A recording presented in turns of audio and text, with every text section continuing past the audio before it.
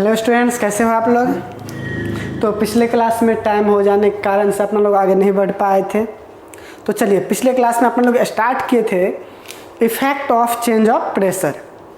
ठीक है, तो अपना लोग समझे थे कि जैसे मैटर का जो डिफरेंट स्टेट है, सॉलिड, लिक्विड और गैस, तो उनमें जो मेन डिफरेंस है वो क्या है।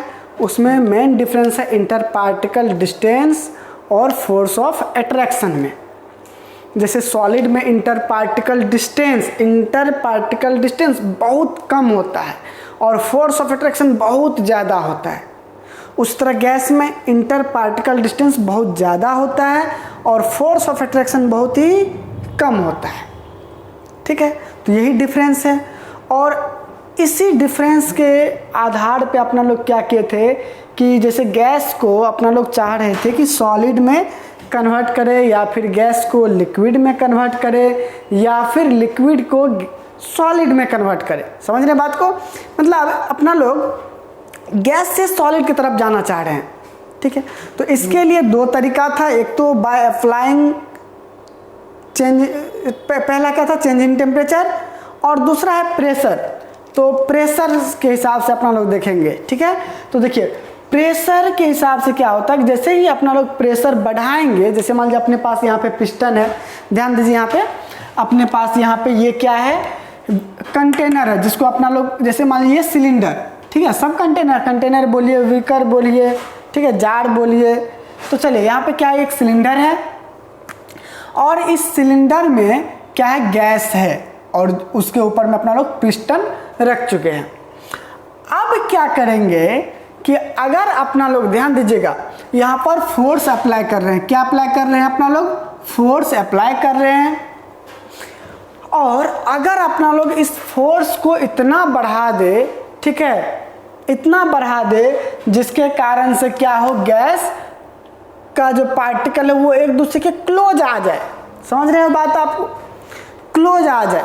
मतलब क्या होगा कि पिस्टन पे अगर अपना लोग फोर्स लगाएंगे तो क्या होगा, पिस्टन धीरे धीरे नीचे आएगा और ये जो वॉल्यूम जो आपको अभी दिख रहा है, क्या होगा, इससे वॉल्यूम घट जाएगा। जैसे यहाँ पे अपना लोग फोर्स लगाए हैं, तो ये फोर्स लगाने के कारण से, ये जो अपना लोग फोर्स F लगाए हैं इस पिस्टन पर, तो इस पे फोर्स लगाने के कारण से क्या हुआ है कि ये पिस्टन क्या कर रहा है, इस गैस के इस एरिया पे ये फोर्स लगा रहा है। और अगर किसी भी एरिया पर फोर्स लगे तो उसको अपना लोग प्रेशर बोल सकते हैं। मतलब सिंपली अपना लोग ये बोल रहे हैं कि प्रेशर जो इस पिस्टन के द्वारा इस गैस पार्टिकल पर लग रहा है, इस वजह से क्या हो रहा है कि ये पिस्टन और भी मतलब नीचे आ रहा है। नीचे आने के कारण से ये वॉल्यूम, अगर मान लो कि ये वॉल्यूम V है, ठीक है, या ये फोर्स F1 है, तो ये वॉल्यूम मान लो V1 है। ठीक है, तो यहाँ पर ये वॉल्यूम क्या हुआ है कि यहाँ पर ये चेंज होके मान लो V2 हो गया है। तो अब आप ही बताओ कि यहाँ पर ये V1 वॉल्यूम ज़्यादा है या V2 वॉल्यूम ज़्यादा है। तो आप कहोगे कि सर यहाँ पर आप पिस्टन से इस पे प्रेशर लगाए हैं और प्रेशर लगा है तो वॉल्यूम घटेगा, इसका मतलब V2 कम है और V1 ये तो ओरिजिनल पहले वाला था, तो ये V1 ज़्यादा होगा, मतलब ये ज़्यादा है। और जब इस वॉल्यूम पे आप क्या किए, प्रेशर लगाए हो, तो ये वॉल्यूम चेंज होके इस वॉल्यूम में कन्वर्ट हो गया है, मतलब यहाँ पर वॉल्यूम घट गया है। तो इससे क्या पता चल रहा है, इससे ये पता चल रहा है कि गैस तो बाहर निकला नहीं है, इसका मतलब वो गैस क्या हो गया, यहाँ पर क्लोज हो गया। यहाँ पर गैस पार्टिकल क्या हो गया है, क्लोज हो गया है। ठीक है, सोचो कि ये इतना क्लोज हो गया है कि ये जो गैस है, यहाँ पर आपको जो गैस दिख रहा है, ये गैस यहाँ पर ये लिक्विड में कन्वर्ट हो चुका है, लिक्विड में कन्वर्ट हो चुका है। सोचो क्या हुआ है कि ये अपना लोग इतना इस पिस्टन पे फोर्स लगा दिए हैं कि गैस पार्टिकल क्लोज हुआ है और इतना क्लोज हो चुका है कि ये क्या हो गया है, लिक्विड में कन्वर्ट हो चुका है। और अपना लोग अभी किए क्या है, प्रेशर अप्लाई कर दिए पिस्टन के द्वारा, अपना लोग गैस पार्टिकल पर प्रेशर अप्लाई कर दिए हैं, जिस प्रेशर की वजह से सॉरी गैस पार्टिकल क्या हुआ है, क्लोज आ चुका है। तो देखिए वही यहाँ पर लिखा हुआ है कि बाय अप्लाइंग प्रेशर, क्या लिखा हुआ है कि if enough pressure is applied to the piston, अगर अपना लोग प्रेशर पिस्टन पर एनफ लगा दे ताकि क्या हो, गैस कंप्रेस हो जाए और कंप्रेस होकर क्या हो, स्मॉल वॉल्यूम में वो कंप्रेस हो जाए, ठीक है। तो इसके वजह से क्या होगा कि ये जो इंटर पार्टिकल डिस्टेंस है गैस पार्टिकल के बीच में, हाँ इंटर पार्टिकल डिस्टेंस जो वो क्या होगा डिक्रीज हो जाएगा, और इसके डिक्रीज होने की वजह से क्या होगा gas particle come so close that they start attracting one another strongly and form liquid। समझ रहे बात को? यस अपना लोग पिस्टन से क्या किया गैस पार्टिकल पे प्रेशर लगाया, प्रेशर लगाने की वजह से क्या हुआ गैस पार्टिकल क्लोज हुआ, और इतना क्लोज हो गया कि गैस पार्टिकल के गैस का जो ये पार्टिकल है, ये गैस का जो पार्टिकल है इसके बीच में क्या हुआ फोर्स ऑफ अट्रैक्शन लगना स्टार्ट हो गया, और वो थोड़ा सा ज़्यादा लग गया, इतना लग गया कि वो लिक्विड में कन्वर्ट हो जाए। लिक्विड में जितना फोर्स ऑफ अट्रैक्शन चाहिए इस गैस को लिक्विड में कन्वर्ट होने के लिए पार्टिकल के बीच में जितना फोर्स ऑफ अट्रैक्शन चाहिए उतना फोर्स ऑफ अट्रैक्शन इसको मिल चुका है, तो ये क्या हुआ लिक्विड में कन्वर्ट हो गया। अब सोचो कि आप इस पर ये तो प्रेशर लगाए ही थे अपना लोग F1, अब इस पर और भी ज़्यादा प्रेशर लगा चुके हैं। इस पे देखिए इतना तक तो इसको ले आए, अब इस पे और प्रेशर बढ़ा दिए, ठीक है। प्रेशर ही लिखो, मतलब देखो फोर्स लगाएंगे और फोर्स जब किसी एरिया पर लगेगा तो उसको प्रेशर बोलेंगे ना, तो आप प्रेशर यहाँ पे क्या कर रहे हो बढ़ा दे रहे हो, फोर्स बढ़ाएंगे प्रेशर बढ़ेगा। तो अब और बढ़ा देंगे यानी कि और प्रेशर अप्लाई कर देंगे तो क्या होगा और भी पार्टिकल क्लोज आ जाएगा, और ये सोचो कि ये इतना क्लोज आ चुका है कि ये क्या चीज में कन्वर्ट हो चुका है सॉलिड में। समझ रहे हो बात आप? ठीक है, ये तो पहला तरीका है बाय अप्लाइंग प्रेशर। दूसरा तरीका क्या हो सकता है कि अपना लोग प्रेशर अप्लाई नहीं करे, ठीक है। अगर आप इसको सिस्टम मान रहे हो तो इस सिस्टम सिलेंडर में जैसे मान लीजिए सिलेंडर क्लोज है और इसमें प्रेशर नहीं अप्लाई कर रहे हैं, क्या कर रहे हैं कि उस सिलेंडर के का जो टेम्परेचर है, यानी कि आप ये कहो कि गैस पार्टिकल का जो टेम्परेचर है उसके टेम्परेचर को ही अपना लोग कम करते जा रहे हैं। टेम्परेचर को कम करते जाएंगे तो क्या होगा, सोचो टेम्परेचर कम करने से क्या होता है, यस गैस का जो पार्टिकल है उसका काइनेटिक एनर्जी क्या होता है कम होता है। आप जानते हो कि चाहे कोई भी सब्सटेंस हो, सॉलिड हो, लिक्विड हो या गैस हो, उसका पार्टिकल मूव करते रहता है, और मूव करने की वजह से क्या आता है उसमें काइनेटिक एनर्जी आता है। अगर आप क्या करोगे टेम्परेचर कम कर दोगे, टेम्परेचर को लोअर कर दोगे, घटा दोगे, तो क्या होगा उसका काइनेटिक एनर्जी भी घट जाएगा, और काइनेटिक एनर्जी घटने से क्या हो जाएगा सोचो, यस उसके पार्टिकल का जो मूवमेंट है वो क्या हो जाएगा स्लो हो जाएगा, स्लो, जिस वजह से क्या होगा पार्टिकल मतलब धीरे धीरे धीरे धीरे स्लो हो जाएगा, और स्लो होने की वजह से क्या होगा अब पार्टिकल एकदम स्थिर, उतना भी नहीं लेकिन हाँ इतना स्थिर हो जाएगा कि उसके बीच का जो फोर्स ऑफ अट्रैक्शन होगा वो बढ़ जाएगा, मतलब स्लो हो जाएगा और पार्टिकल एक पार्टिकल दूसरे पार्टिकल को पुल करने लगेगा, जिस वजह से क्या होगा पार्टिकल क्लोज आएगा और फिर से वो लिक्विड में कन्वर्ट हो जाएगा। तो आप ये दोनों काम कर सकते हो, प्रेशर भी अप्लाई करके लिक्विड को यानी गैस को लिक्विड, लिक्विड को सॉलिड में कन्वर्ट कर सकते हो, और टेम्परेचर घटा करके भी आप क्या कर सकते हो गैस को लिक्विड, लिक्विड को सॉलिड कर सकते हो। फिर भी हम मैक्सिमम केस में क्या करते हैं कि ये दोनों एक साथ अप्लाई करते हैं, ठीक है। हाँ प्रेशर भी और टेम्परेचर भी कम करते, प्रेशर बढ़ाते हैं टेम्परेचर कम करते, दोनों एक साथ, वो ज़्यादा उसमें क्या होता है ज़्यादा आसानी से गैस लिक्विड में कन्वर्ट होता है जब दोनों एक साथ अपने लोग यूज करें तब। तो मैक्सिमम केस में ऐसा करते हैं, ठीक है। देखिए यहाँ पर क्या लिखा हुआ है उसको भी आप समझ लो।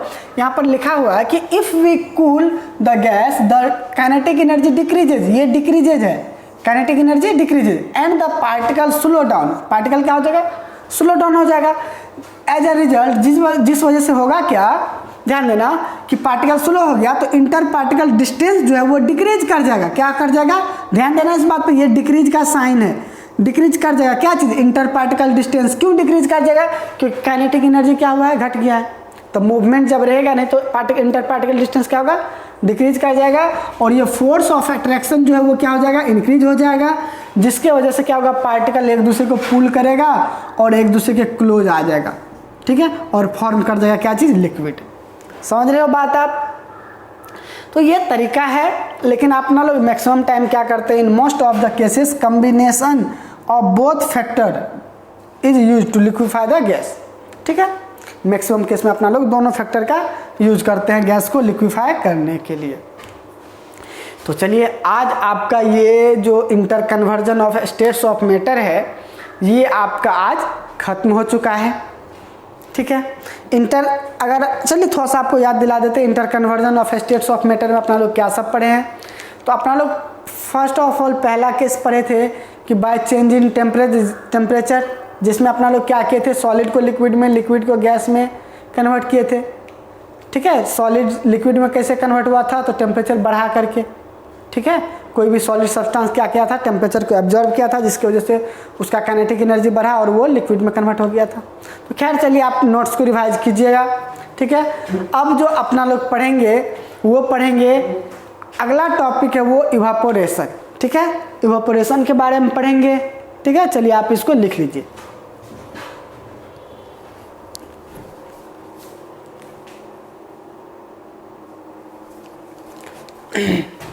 तो चलिए अब इसका अपना लोग एग्जाम्पल कुछ लिख लेते हैं, कौन कौन गैस है जिसको अपना लोग लिक्विफाई करते हैं। तो चलिए कुछ गैस का यहाँ पे एग्जाम्पल है, जैसे कि देखिए CO2 कार्बन डाइऑक्साइड, SO2 क्या है, sulphur dioxide, sulphur trioxide, oxygen. ठीक है, NH3 ये है अमोनिया। तो ये सब कुछ गैस है जिसको अपना लोग क्या कर सकते हैं, लिक्विफाई कर सकते हैं। ठीक है, और एक बात, ये जो आपका कार्बन डाइऑक्साइड गैस है ये अभी क्या है, गैस। ठीक है, और यहाँ पर लिख रहे हैं क्या चीज़, CO2 सॉलिड। ठीक है, तो कार्बन डाइऑक्साइड पर आप अगर प्रेशर अप्लाई करोगे और टेम्परेचर साथ ही साथ टेम्परेचर को कम करोगे, क्या बोल रहे हैं, कार्बन डाइऑक्साइड को मान लीजिए किसी सिलेंडर में डाल दिए और पिस्टन से क्या कर रहे हैं, उस पर प्रेशर लगा रहे हैं और साथ ही साथ टेम्परेचर को कम कर रहे हैं। तो ये क्या होगा, ये सॉलिड में कन्वर्ट हो जाता है और इस सॉलिड को अपना लोग एक स्पेशल नाम देते हैं, क्या बोलते हैं इसको, ड्राई आइस। क्या बोलते हैं इसको, ड्राई आइस बोलते हैं। ये सब आप देखोगे कभी कभी आप मूवी में देखते होगे क्या चीज़ कि नीचे से मतलब ऐसे मतलब बर्फ जैसे निकल रहा है, किसी स्टेज शो में ये सब ज़्यादा यूज किया जाता है। ठीक है, चलिए तो ये सब गैस है जिसको अपना लोग क्या कर सकते हैं, लिक्विड में कन्वर्ट कर सकते हैं। और ऑक्सीजन भी लिक्विड में कन्वर्ट किया जाता है, आप तो जानते हैं ऑक्सीजन का यूज ये ऑक्सीजन सिलेंडर में जो होता है, जो अपने लोग हॉस्पिटल में यूज करते हैं, वो लिक्विड में होता है। और हाइड्रोजन, यस लिक्विड हाइड्रोजन अपना लोग कहाँ पे यूज करते हैं, फ्यूल के रूप में, रॉकेट में। तो हाइड्रोजन गैस को भी अपना लोग क्या करते हैं, हाइड्रोजन लिक्विड में कन्वर्ट करते हैं और इसका यूज करते हैं as a rocket fuel, rocket में फ्यूल के रूप में अपना लोग यूज करते हैं। ठीक है, तो चलिए अब जो अपना लोग का टॉपिक है आपको तो पता ही है, इवापोरेशन। तो इवापोरेशन क्या होता है उसको समझिए थोड़ा सा। इवापोरेशन में भी क्या होता है, ध्यान दीजिए, इवापोरेशन में भी क्या होता है कि लिक्विड वो गैस में कन्वर्ट होता है। क्या होता है इवापोरेशन में भी, क्या होता है, लिक्विड गैस में कन्वर्ट होता है, या यूँ बोलिए आपके लिक्विड जो है क्या चीज़ में कन्वर्ट होता है, वेपर में। लिक्विड वेपर में कन्वर्ट होता है या गैस में, आपको जो बोलना है बोलिए। तो देखिए आप बोलिएगा सर ये तो बॉइलिंग में होता है। ठीक है, तो बॉइलिंग और इवापोरेशन में थोड़ा सा डिफरेंस है। क्या डिफरेंस है कि बॉइलिंग जब आप करते हैं, बॉइलिंग प्रोसेस आपको याद है ना, लिक्विड का गैस में कन्वर्ट होना, तो उसमें आप क्या करते हैं, हीट करते हैं, किसी सब्सटेंस को आप हीट करते हैं तब जाके वो लिक्विड में कन्वर्ट होता है, सॉरी गैस में कन्वर्ट होता है। ठीक है, किसी लिक्विड को आप हीट करते हैं तब जाके वो गैस में कन्वर्ट होता है। और कब होता है, जब वो अपने बॉइलिंग पॉइंट पे पहुंच जाता है तब वो गैस में कन्वर्ट होता है। तो उस प्रोसेस को आप बोलते हो क्या चीज़, बॉइलिंग। लेकिन यहाँ पर वो बात नहीं है। इवापोरेशन में क्या चीज़ में लिख दें यहाँ पे, चलिए EVAPORATION। इवापोरेशन में क्या होता है कि अपना लोग को हीट नहीं करना पड़ता है। यस, मतलब कि पहला डिफरेंस तो ये हो गया कि बॉइलिंग में एक्सटर्नल हीट का जरूरत पड़ता है। एक्सटर्नल हीट करने का मतलब कि अपना लोग हीट करते हैं बॉइलिंग में, लेकिन इवापोरेशन में कोई एक्सटर्नल हीट का जरूरत नहीं पड़ता है। ये रूम टेम्परेचर पर ही होता है। जैसे आप क्या करते हो, कपड़ा को धो करके सुखाते हो तो क्या करते हो, आप बाहर से गर्म करते हो, वहाँ पे जाके आग जलाते हो, ऐसा तो कुछ करते नहीं हो। कपड़ा को धूप में पसार देते हो, नहीं तो क्या होता है, कपड़ा से जो कपड़ा जो भींगा हुआ है वो क्या होता है, धीरे धीरे सूख जाता है। तो ये एक इवापोरेशन प्रोसेस है, इवापोरेशन फेनोमेनन है, इसको आप प्रोसेस नहीं फेनोमेना बोलोगे, क्योंकि ये आप करते नहीं हो, वो ये खुद से हो जाता है, इवोपरेट खुद से होता है। या आप एक और बात बोल सकते हो कि बॉयलिंग में क्या करते हो, एक तो मतलब क्या डिफरेंस हुआ, पहला कि बॉयलिंग में आप हीट करते हो, मतलब कि एक्सटर्नल हीट का जरूरत पड़ता है, लेकिन इवोपरेशन में ऐसा कुछ नहीं होता है, इवोपरेशन अपने आप होता है, ये एक फेनोमेनन है जो अपने आप होता है। दूसरा बात क्या कि बॉयलिंग तब बोलते हैं जब कोई लिक्विड अपने बॉइलिंग पॉइंट पर पहुंच करके लिक्विड में कन्वर्ट होता है। समझ रहे हो बात को? जब कोई लिक्विड अपने बॉइलिंग पॉइंट पर पहुंच करके लिक्विड में कन्वर्ट होता है तो उस प्रोसेस को आप क्या बोलते हो? यस, उसको बोलते हो बॉइलिंग। लेकिन इवोपरेशन में क्या होता है कि इवोपरेशन में भी लिक्विड गैस में कन्वर्ट होता है, ठीक है, इवोपरेशन में भी क्या होता है, लिक्विड गैस में कन्वर्ट होता है, लेकिन ये बॉइलिंग पॉइंट से नीचे के टेम्परेचर पे होता है, बॉइलिंग पॉइंट से कम के टेम्परेचर पे होता है। जबकि बॉइलिंग में क्या होता है, कोई लिक्विड जो गैस में कन्वर्ट होता है तो वो बॉइलिंग पॉइंट पर होता है। समझ गए आप बात? तो ध्यान दीजिए। तो इसमें क्या लिखेगा, the phenomenon in which liquid converts into vapour below its boiling point. क्या लिखोगे आप इवोपरेशन में कि the phenomenon in which liquid convert into vapours below its boiling point. ठीक है, तो चलिए इसका डेफिनेशन लिख ही देते हैं। हेडिंग आप डाल लीजिए इवोपरेशन, हेडिंग डाल लीजिए क्या चीज, इवोपरेशन।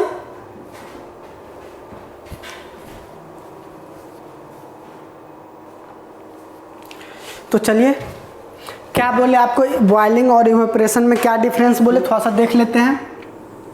ठीक है, इधर लिख लीजिए क्या चीज, बॉइलिंग, ठीक, और इधर लिख लीजिए क्या चीज, इवोपरेशन।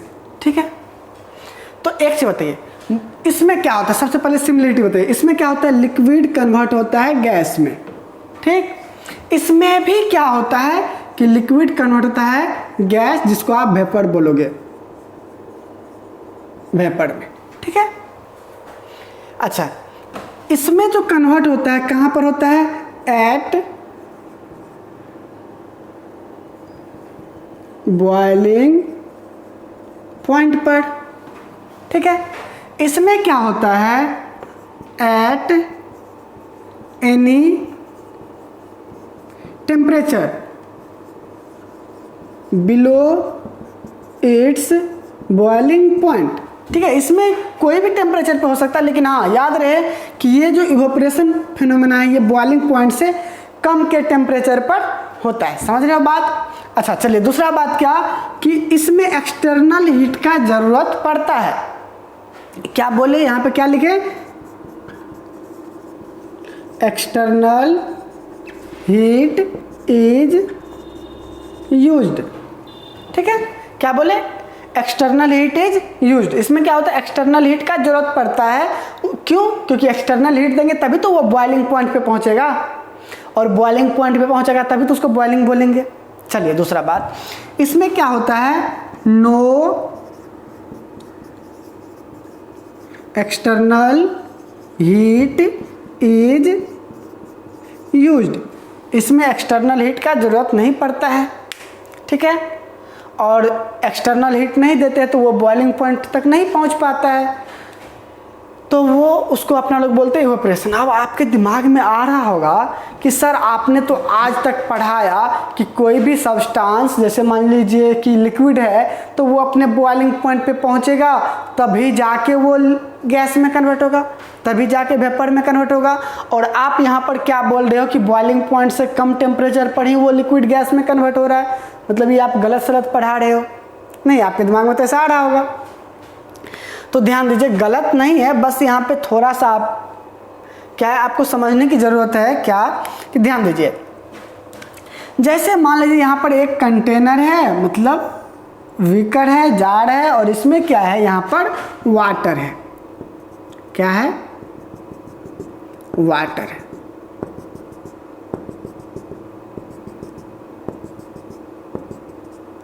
ठीक है, तो होता क्या है कि ये वाटर है और वाटर को आप हीट तो कर नहीं रहे हो, इधर से आप वाटर को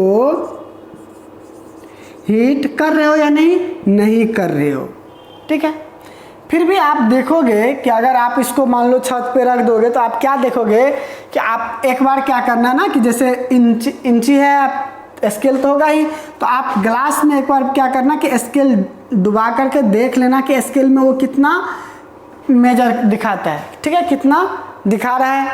अब फिर आप उसको क्या करो, छोड़ दो और आप 1 घंटा 2 घंटा 3 घंटा 4 घंटा, ठीक है, उसके बाद जा करके देखो आपको पानी के लेवल में कुछ आपको गिरावट नजर आएगा, थोड़ा न थोड़ा लेवल आपको कम दिखेगा, ठीक है। तो ऐसा होता क्यों है, ध्यान दीजिए, ऐसा क्यों होता है? ऐसा इसलिए होता है कि ये जो वाटर जो इसमें है, इसका जो अपर लेयर है जिसको अपना लोग सरफेस बोलते हैं, जिसको क्या बोलते हैं अपना लोग, सरफेस बोलते हैं, ठीक है। तो सरफेस पर का जो ये मॉलिक्यूल है, वाटर मॉलिक्यूल, यानी कि ये H2O मॉलिक्यूल जो है, ठीक है, ये समझ लो सारा सारा क्या है, H2O मॉलिक्यूल है। और इस ग्लास में तो आप जानते हो कि बहुत सारा H2O मॉलिक्यूल है, क्योंकि आपको पता है कि एक बूंद वाटर में ही कितना H2O मॉलिक्यूल होता है, 10⁻21। तो इसमें तो खैर कह ही नहीं सकते हैं, तो ठीक है। तो ये सरफेस पर वाला जो वाटर मॉलिक्यूल है, इसका बॉन्डिंग होगा, हाँ बिल्कुल होगा, इसका बॉन्डिंग नीचे वाला H2O मॉलिक्यूल से होगा, नीचे वाला का उसके नीचे वाला H2O मॉलिक्यूल के साथ बॉन्डिंग होगा, इसका इसके साथ बॉन्डिंग, इसका इसके साथ बॉन्डिंग। ऐसा इधर भी होगा, इधर भी H2O मॉलिक्यूल होगा तो इस H2O मॉलिक्यूल का इधर वाले के साथ बॉन्डिंग होगा, ठीक है। यहाँ पर भी H2O मॉलिक्यूल होगा। इस कंटेनर का बात कर रहे हैं, आपको एक बस समझाने का कोशिश कर रहे हैं। इसका इसके साथ बॉन्डिंग होगा, इसका इसके साथ बॉन्डिंग होगा, यहाँ पर भी H2O मॉलिक्यूल होगा, तो इसका इसके साथ भी होगा, इसका इसके साथ भी होगा, इसके मतलब चारों साइड में जो जो मिलेगा उसके साथ इसका बॉन्डिंग होगा। तो आप देख रहे हो कि नीचे वाला का ज़्यादा बॉन्डिंग है जबकि ऊपर वाला का कम है, क्योंकि ऊपर तो कोई है नहीं। तो अब जो सनलाइट है डायरेक्ट इस पे पड़ता है, इस वाटर मॉलिक्यूल पे पड़ता है जो कि सरफेस पर है, इस पर क्या पड़ता है, सनलाइट पड़ता है। तो सनलाइट के क्या है, एक तरह से हीट एनर्जी है, सनलाइट H न्यू, ये क्या है, एक तरह से ये है हीट एनर्जी, ठीक है। तो आप ये कह सकते हो कि अपना लोग हीट तो नहीं कर रहे हैं, तो नीचे वाला को हीट नहीं मिल रहा है, जिसके कारण से नीचे वाला का टेम्परेचर इंक्रीज नहीं कर रहा है। समझ लो बात, नीचे में अपना लोग हीट नहीं कर रहे हैं, जिससे नीचे जो वाटर है ये सब, इसको टेम्परेचर नहीं मिल रहा है, ठीक है, ठीक है।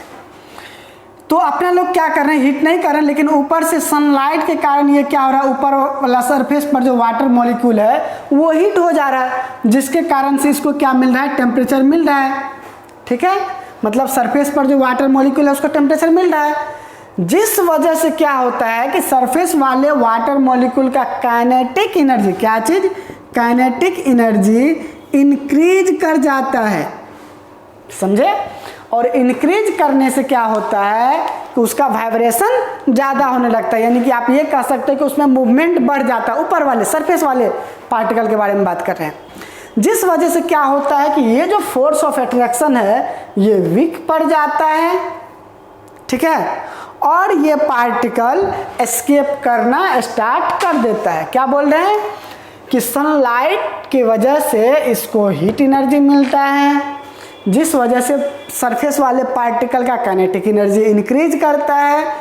काइनेटिक एनर्जी इंक्रीज करने के कारण से उसमें मूवमेंट बढ़ता है, जिसके वजह से फोर्स ऑफ अट्रैक्शन डिक्रीज करता है, और जिस वजह से क्या होता है कि ये अपना बॉन्ड, यानी कि ये H2O दूसरे वाटर के साथ कोई ना कोई बॉन्ड से जुड़ा हुआ था, फोर्स ऑफ अट्रैक्शन से, एक मॉलिक्यूल का दूसरे मॉलिक्यूल के साथ बीच में फोर्स ऑफ अट्रैक्शन था, वो फोर्स ऑफ अट्रैक्शन वीक पड़ा और ये फोर्स ऑफ अट्रैक्शन टूट गया और ये H2O मॉलिक्यूल एस्केप करना स्टार्ट कर दिया, समझे। अब जैसे ये वाला H2O मॉलिक्यूल एस्केप कर जाएगा तो अब क्या होगा, अब फोर्स ऑफ अट्रैक्शन ये सनलाइट का जो हीट एनर्जी है अब वो इस पर पड़ेगा, इस पर पड़ेगा, इस पर पड़ेगा। समझ रहे बात को? मतलब अब इस मॉलिक्यूल को क्या मिलेगा, हीट एनर्जी मिलेगा, और अब इस मॉलिक्यूल का काइनेटिक एनर्जी बढ़ेगा, यानी कि इस मॉलिक्यूल में मूवमेंट बढ़ेगा, जिसकी वजह से इसका फोर्स ऑफ अट्रैक्शन वीक पड़ेगा। समझ रहे बात को? और जिस वजह से ये पार्टिकल भी क्या होगा, एस्केप कर जाएगा। अब ये वाला H2O मॉलिक्यूल है तो इसको हीट एनर्जी मिलेगा, हीट एनर्जी मिलेगा, हीट एनर्जी मिलेगा किससे? सनलाइट से। मतलब ये प्रोसेस चलता रहेगा जब तक कि कंटेनर में वाटर है, तब तक ये प्रोसेस चलता रहेगा। कहने का मतलब जब तक सनलाइट भी है, ऐसा नहीं कि सनलाइट है ही नहीं और ये प्रोसेस कैसे होगा। चलिए, मतलब कि ये प्रोसेस, यानी कि आप एक और बात आप लिख सकते हो यहाँ पे डिफरेंस में, क्योंकि डिफरेंस आपके एग्जाम में पूछता है। क्या चीज? कि इवोपरेशन जो है ये क्या है, सरफेस फेनोमेना है। क्या ये? सरफेस फेनोमेना है। कौन? इवोपरेशन। क्यों? क्योंकि आप देख लो ये सिर्फ सरफेस पर देखने को मिलता है। और दूसरा आप क्या लिख सकते हो इसमें, बॉइलिंग में। बॉइलिंग में क्या लिख सकते हो? देखो, आप जब नीचे से बॉयल करते हो तो क्या होता है, नीचे वाला वाटर बॉयल होता है, फिर ये ऊपर जाता है, फिर ऊपर वाला वाटर नीचे आता है। मतलब पूरे होल कंटेनर का वाटर क्या हो जाता है, हीट होता है यहाँ पर। ठीक है, तो आप इसमें क्या बोल सकते हो, BUL के बल्क फेनोमेना। क्या बोल सकते हो इसमें? बॉइलिंग में ये बल्क फेनोमेना है। ठीक है, इसमें पूरे कंटेनर का पानी क्या होता है, बॉयल होता है। पूरे कंटेनर के वाटर का क्या होता है, टेम्परेचर इंक्रीज करता है। पूरे कंटेनर के वाटर का क्या होता है, काइनेटिक एनर्जी इंक्रीज करता है। ठीक है, लेकिन इवोपरेशन में क्या होता है, सिर्फ और सिर्फ सरफेस के वाटर का काइनेटिक एनर्जी इंक्रीज करता है। ठीक है, हाँ, एक बात और कि यहाँ पर भी टेम्परेचर नीचे वाले का भी इंक्रीज करता है, लेकिन हाँ, आपको अगर याद हो तो यहाँ का टेम्परेचर, अगर ध्यान दीजिए, यहाँ के वाटर का टेम्परेचर अगर T1 है और यहाँ के वाटर का टेम्परेचर T2 है और यहाँ के वाटर का टेम्परेचर T3 है, यहाँ पर सनलाइट के हीट की वजह से, तो यहाँ पर सबसे ज़्यादा कौन टेम्परेचर होगा, T1 ज़्यादा होगा, T2 कम होगा और T3 सबसे कम होगा। यस, यहाँ पर सबसे ज़्यादा टेम्परेचर ऊपर वाले के पास होगा, लेकिन यहाँ पर ऐसा कुछ नहीं होगा। यहाँ पर पूरे कंटेनर का टेम्परेचर सेम आपको दिखेगा। बॉइलिंग में पूरे कंटेनर का टेम्परेचर सेम दिखेगा आपको, जबकि इवोपरेशन में ऊपर वाले लेयर का टेम्परेचर ज़्यादा। जैसे जैसे आप नीचे आते जाइएगा टेम्परेचर आपको डिक्रीज होते नजर आएगा।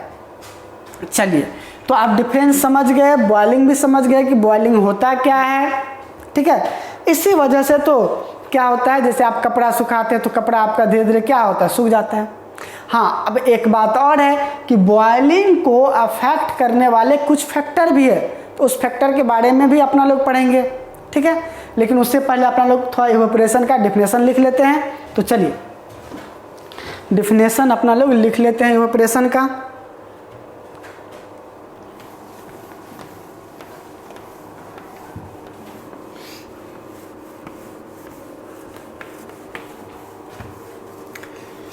लिखिए, द फेनोमेनन, इवोपरेशन में लिखिए द फेनोमेनन। ठीक है, इन विच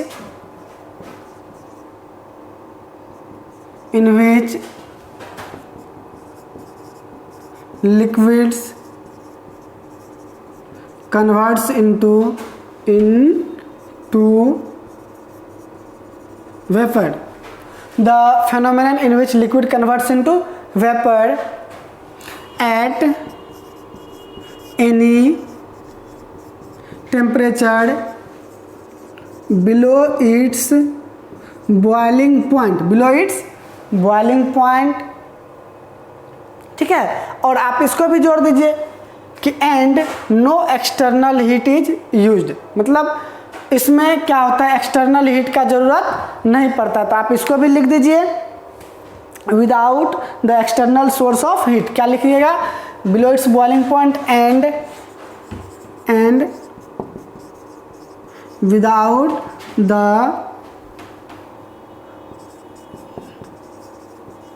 external source of heat is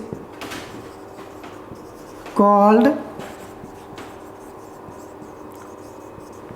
evaporation। ठीक है, तो चलिए आप लोग इसको लिखिए और ये डिफरेंस भी आप लिख लीजिए और उसके बाद चलते हैं फैक्टर अफेक्टिंग इवेपोरेशन।